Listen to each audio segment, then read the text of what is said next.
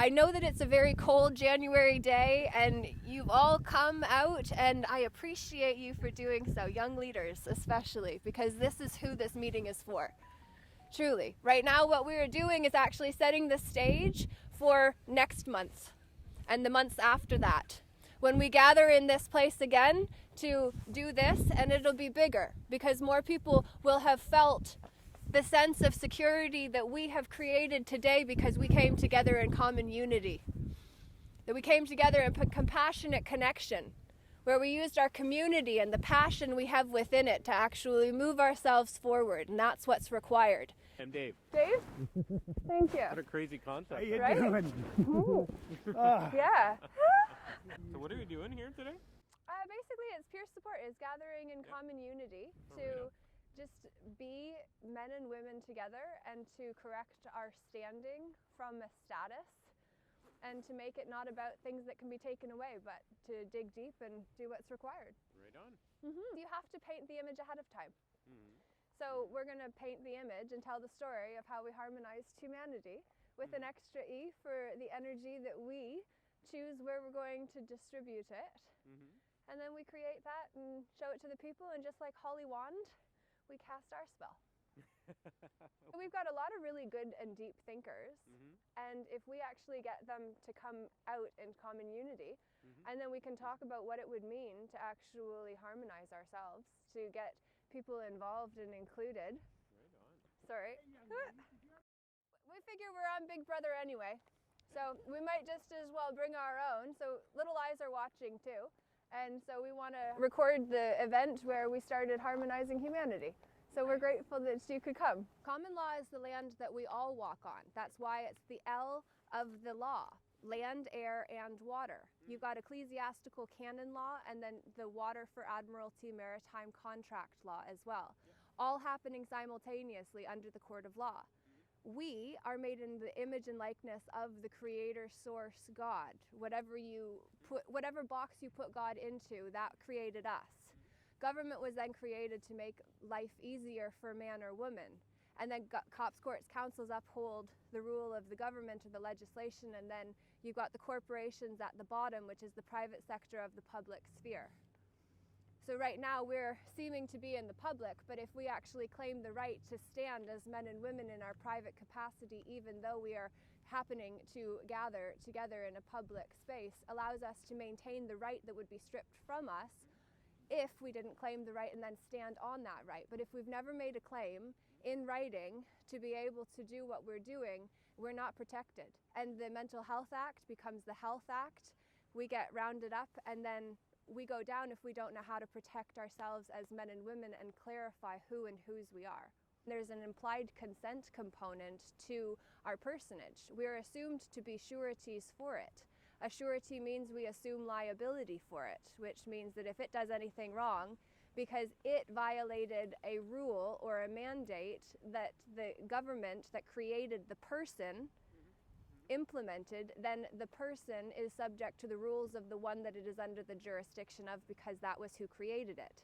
But if a man or woman that has a person actually is able to maintain their standing and also have a status that is used conveniently, that makes the most sense, rather than throwing the baby out with the bathwater, rather than trying to create a parallel society, rather than trying to do what would seem impossible to some. It simply means you use what exists, and then we actually call men and women in their private capacity to account for their choices.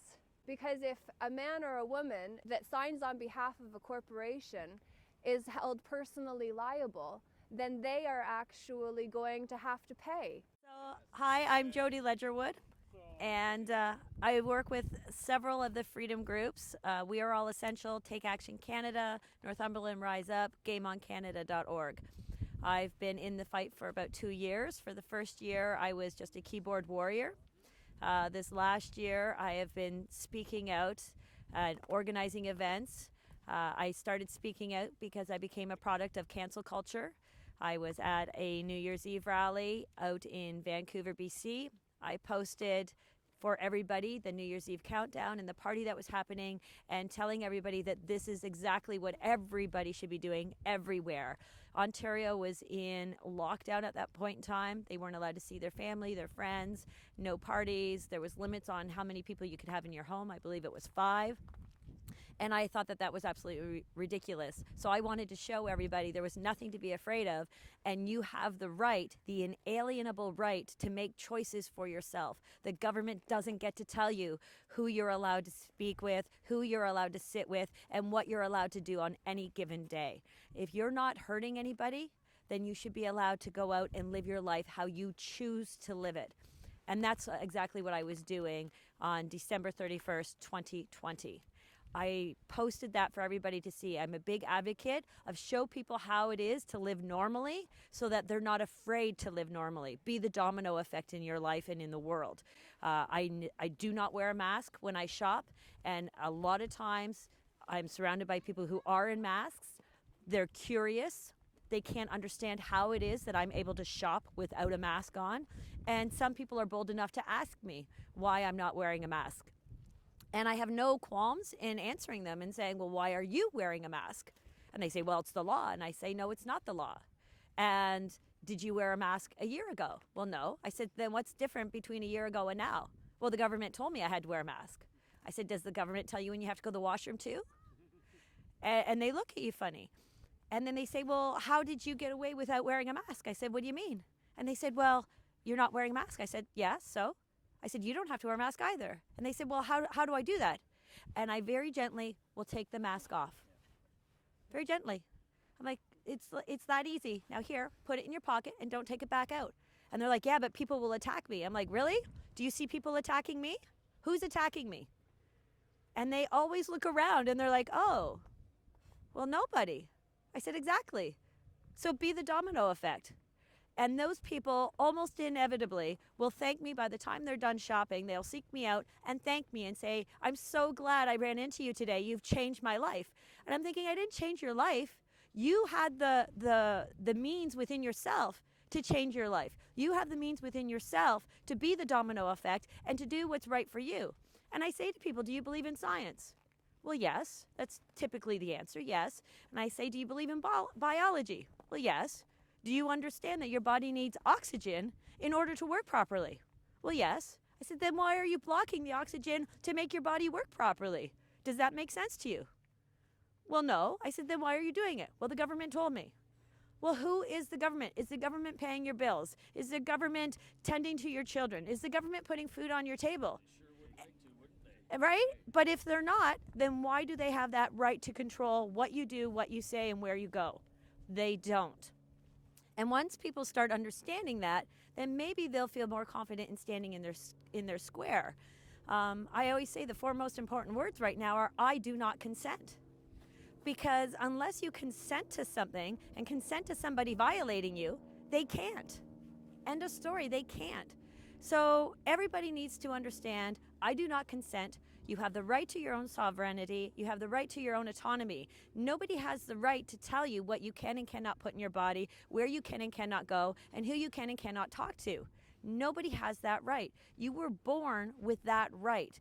And I believe that's what Laura's getting at with everybody wears these suits. And realistically, deep down, we're all just men and women of our own volition and our own thoughts. And if we do not take control of those thoughts, then we own nothing. We don't even own our own thought process if we allow the government or other people to tell us what to do and how to do it and when to do it. So we all need to start standing up for ourselves. I would love to see our system go back into a common law system versus the maritime system that we're in. However, over time, at one time we were a common law system. And over time we have evolved into what we have now, our civil system, our maritime system, our legalese. And it's over time and people giving that system power and enforcement that system has now taken over our lives. So everybody now lives by these contracts. We never used to live by contracts. Your word was your contract. Your handshake was your contract. And common law is trying to get away from that. As long as you're not doing harm to anyone else, to another man or woman or child, and you're not doing harm to their property, then you should be free to make choices. Now, unfortunately, common law does not have the enforcement behind it.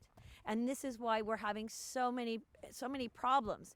And I love that people are getting behind common law. I love that people are learning how to stand in their own sovereignty and autonomy. But until we actually have enforcement behind it, it's not going to work. And as long as the police and the military enforce the courts and the judges' decisions, we're not going to get anywhere with common law. So we need people to buy into common law, what it's about, what it means, and then they got to be able to enforce it. And the moment we get people to believe and enforce those judgments, that's when common law will win, and that's when we'll get to change over our whole legal system. And once that happens, then we are truly free. We stand on common ground as men and women together with common law as the foundation, which is enforceable if we understand we have to make claims as men and women that we actually stand on. And if we've claimed the rights, then we have the right to stand on that as a woman or a man. The problem is that if we've never made the claim on the right to be able to lawfully self-govern ourselves, then the de facto government is able to assume governance over the men and women who are now standing under their jurisdiction, which means they create the rules, and then we stand under that. A lawyer is a legal representative that is sworn first and foremost to the bar or crown, who is only able to walk a man and woman so far until the line would be crossed at which the man or woman actually took off the suit that they're playing with. They can only play with a suit.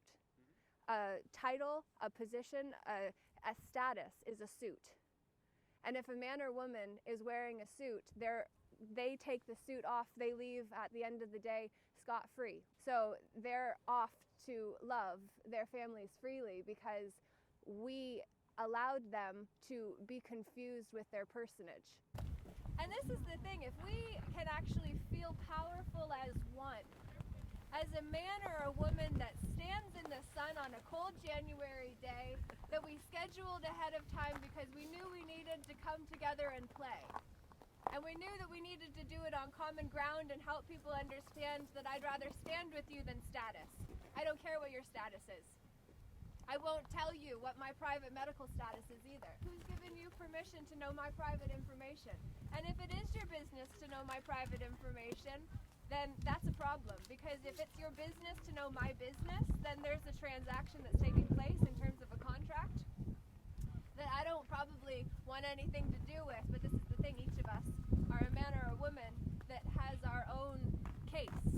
When we actually go into the court of law and then have to stand on something, which is our claim of beliefs that we choose to express, that's what we stand on when we're in the court of law as men and women, not as a person, which is what the lawyer could represent us to be, which drops our standing into a status. For example, I know that people have been fined and they've received tickets, they've received fines, they've gone into court and they've won. Now, obviously you're going to be hearing about stories like that, but are we hearing about all the people who have lost? And do we know why the people who have won and why the people who have lost have lost? So I have 3 fines against me right now. Or is this for not wearing a mask in public? No, I have absolutely 0 fines for not wearing a mask because, 1, I carry a legal package with me and I assert my right not to wear a mask. I've never even given my ID with regards to that when I've been questioned, when the police have been called. I just pull out and I talk. And I talk calmly and respectfully, and then I show them the printed word, and then I interpret it for them. And once they see what I'm talking about and see that I haven't actually done anything wrong, they go, okay, well, have a great day, ma'am. And that's it. But my 3 fines are for holding organized events. Like capacity violations or something like that? Yeah, 1 for having a fire in the water, for doing a vaccine Viking vigil. Another one because I had a loudspeaker in a public park where everybody's got loudspeakers. Okay. And my other one was for going on the beach when it wasn't allowed. Right, I understand. So, I understand. I don't know anybody that's lost yet. Okay, I don't know a single person that's lost. Most of the tickets get thrown out. They don't even get heard because they can't make precedence on these tickets. Because the moment they make precedence, the government's mandates disappear because they've been tried in court and failed. So most of the judges aren't even hearing the tickets things. A lot of this stuff is just getting thrown out. Nobody's lost yet. It just gets thrown out, or it gets remanded, and then it's like, oh, sorry, it's been longer than 18 months, and the law says you have to be tried within 18 months, so now we're throwing it out. You have to give power to that mandate by consenting. Hence, the four most important words right now are, I do not consent. If you don't consent, then it has no power over you. It's going to require seeing people with the courage, doing it, which is us, leading the way. And it's going to require, during those times of conversation, providing people with the insight and the reason. It's not always going to be reason. Like, people are afraid, so you can combat that fear with reason in some instances. You enlighten their mind, you provide them with some insight that allows them to redirect their thought, which allows them to, break the chains of fear, gain some courage. At the same time, they're seeing people leading by example. This is absolutely important in the non-compliance factor, because that ultimately is the best way to deal with these extreme authoritarian measures that we've all been subjected to. The notice of liability only works if you're going to follow through on it. So many people think that they just serve the notice of liability and they're done. Well, it's not. All the notice of liability is a scare tactic, or putting people on notice that they violated you and they need to stop. And if they don't stop, you're going to take further action. But the problem is many people are serving these notice of liabilities and not taking the further action. So it's a threat. Exactly what our government is doing to us with the mandates. It's a threat. Unless you follow through, they mean nothing. So don't waste your time and energy if you're not going to follow it through to the next level. You have to serve them on the individuals, not the business. And so many people, and that's why the Toronto District School Board one failed. They went to the Toronto Police Headquarters and they filed criminal, victim statements against the Toronto District School Board. And the police did nothing. And the reason they did nothing is because they cannot take action against a piece of paper. The Toronto District School Board is a corporation, which is just a piece of paper. It's nothing. It's a non-entity. And you can't take action against a non-entity. You have to take action against the individual, the man or the woman. And that's another reason why some of these notice of liabilities are failing, or why some of these court actions are failing, and why some of these union arbitration actions are failing. Because you can't take action against a piece of paper. The government, the public, the corporations are corpses, entities that are dead and lifeless until we give it our lifeblood, which is why when we assume liability by signing on behalf of the corpse, it's because we've literally become half of it. It's the I on the page to the I that we can see.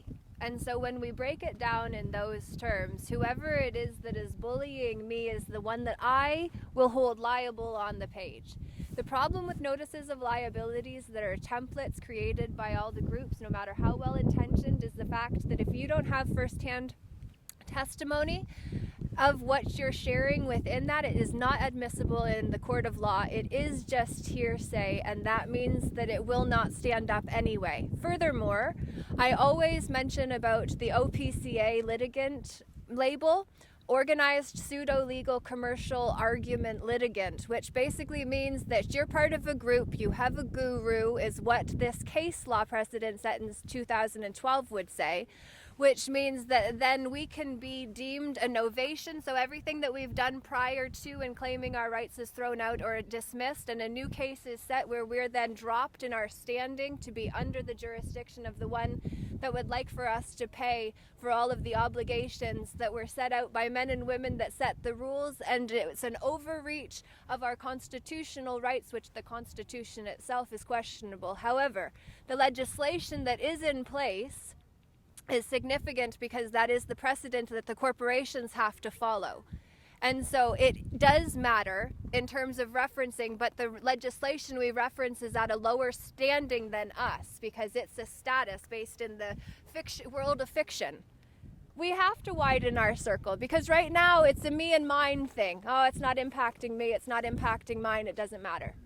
Well, the fact of the matter is, for everybody that's all about the food shortages and the pending issues that we're about to have, that have prepared their pantries and that feel very secure and maybe have the privilege of having some extra money and all of these privileges that we have gotten used to that make us feel a safe sense of safeness. That is not true. It's an illusion. But my point is that if we are not community members, when shortages come, where did the people that didn't prepare go? To the ones that did first. Yeah. So anybody that feels safe because you've looked after you and yours, understand that what we need to do is collectively look after one another. Because if we don't, they come for our food, shoot us, they've got it, and then what? That's the Martin de Molier's poem again. First they came for these ones, I wasn't one of them. Then they came for those, I wasn't one. Then they came for my neighbors. I still, I was close, but this is a lot of effort to, speak up and do something. But then they came for me and there's no one left. The truth of the matter is that in life, we're either creators by default or by design. Right now, this program is a default program. I don't like the program. And it's an act that I'm not choosing to act in. So I don't either. I lost my job last year at this time because I wouldn't mask on the front lines because I knew that I was working as an earth angel that was snapping people out of their fear when they came through my till and I woke them up with my various fear-mongering tactics, I thought. And now I understand I was a little bit more fear-mongering than I had intended to, and I own that. Because the reality is we know things are going to get bad. But we also know that the butterfly thinks that it's going to die right before its RNA tells the DNA to be a butterfly instead of a caterpillar. And what we need to protect is the organic organism that is us, that knows how to advocate for itself, ourselves, not just as sovereign individuals and all of this, but what does that even mean? Because the biggest thing is, our deepest fear by Marianne Williamson is not that we are inadequate, it is that we are powerful beyond measure. Because it is our light, not our darkness, that we are most frightened by. Because if we actually dared to be great, what would be expected of us next? To be greater than. Yes. Right? We don't want to set unreasonable expectations, so set the bar low. Well, I'm sorry, but the bar is so low we're already limboing. So let's actually stand straight as men and women in our full capacity to do what we came here for. Because we are the warriors that are on this field. We are the players of the game. We are the ones that showed up because we could. We got to because we are capable. We are fully equipped. And I was listening to a sermon this morning, which I'm not religious, and I very much advocate for God being taken out of the box so that we can realize that if we just use the platform to keep ourselves feeling safe, then we can yet let what used to be walls be the bridges that unite us. We can walk over those things that used to keep us feeling safely separate from one another in order to actually connect and do what's required. So we came to set the stage, literally, for the new play. July when it's a little warmer. Woohoo! Yes! Right with you there. But we made it out today. We made it possible from distances. Thank you. Thank you, each of you, for coming, truly. Even if you were close. Thank you. Thank you for coming, because you matter. Your presence here was pre-sent. Thank you. Leah's got it. Everyone feel welcome to join in. Yeah. Right? Okay. Matt and Leah, you want to? Sure. Okay, so why don't we start with some toning? So if you've never heard of toning before, it's pretty much just singing, vocalization, anything that comes out that there's no mistakes, only variations. Toning has been used in ancient societies and cultures to really amplify intention. So if we have a collective intention with all of us in the circle, then it becomes very powerful energetically. So if we can focus on the intention right now of our hearts and focusing on bringing the love that is inside of us to the outside, I'm just feeling that. Feeling that this world is a safe place and that we create it.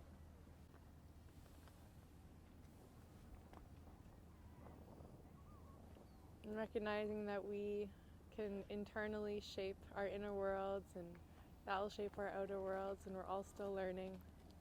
I've been studying ancient metaphysics and Toltec and various meditation and spiritual courses since 1980. And this time is a fantastic time. There's a lot of people are aware of the fact that there's two timelines splitting. The timeline one is the one that used to keep on repeating history. And that's how come the prophecies of the old worked and they were accurate. The timeline that we're on right now is brand new and people are confused because we have nothing that was in the past will be repeating. It's over. The repeating of the history is finished. The early Hopi Indians and the Lakota both had the same story. In the 1700s, they had the same story, and they told the white people that right now the fourth man is on the planet. The fifth man is coming. And so, of course, they asked them, what does that mean? Well, they said that the fifth man will be born with the attributes or learn to develop the attributes of the shamans, the masters, the gurus, and the saints. Of course, they laughed and says, yeah, right. How are we going to know when that is? Well, Hopi said, watch for the signs. They'll be very clear. At the end of the fourth man, they said that there will be strange spider webs that cover the land. And they described what we would say black ribbons were laying on the ground. And they really look pretty when the sun rises and sun sets. So remember, they're saying that back in the 1700s. And here we are. December 21st, 2012 was the end of the Mayan calendar. It coincides with the end of the fourth man and the dawning of the fifth man. And what did we have on December 21st, 2012? Well, we had hydrolines everywhere. There's the spider webs. And how many thousands of photos have you seen, whether it's prairies or mountains or deserts, where a rising sun is, or a setting sun is, and the photo is of it taking the sunrise or sunset. And they always look pretty. So there's the black ribbons that look nice when the sun rises and sun sets. So this is the dawning of a new man. I know that the attributes of the shamans, the masters, and the gurus and the saints is awakening in everybody. I see it because I've been on this journey long enough that I see it clearly. And so I see these times as very, very exciting. So the two timelines, people say that they're splitting and there'll be an old world and a new world. No, because where we go one, we go all, because there's the collective energy as well as the individual energy. And it took a collective consciousness, enough of us following the light in order to make that transition happen. And it started to happen in 1989 when the wall came down. At that point, it was exciting because shortly after that, the internet was born. Now, the globalist agenda, they wanted to use the internet against humanity. It worked in our favor because we started to connect with people from all over the world. And we have developed a compassion. And it took compassion in order to make it past that December 21st, 2012 without annihilating us all. And had we not started to have that compassion develop, it would have been all over at the Cold War. And somebody would have hit the nuke button. Nobody did. So, you know what? In spite of the fact these times are filled with chaos and uncertainty, they're extremely exciting times. We had some really cool players of the game come to share in the day with us and even got to have the experience of toning as a group, which is how we harmonize humanity as a group. Humanity being with an extra E for the energy that we distribute based on our team deposits. How are you using your time, energy, effort, attention, and money? Well, today we invested our team in the peer support on the Pier experience, where there were young ones that came. And I'm excited to say that we let them know that next month, on the 3rd Sunday at 2 p.m. again, we will gather on the Pier in Port Dover for peer support. We will gather to actually harmonize humanity on a monthly. We will build community of common unity with other men and women. We just need to unite and come together and make it more about people than profit.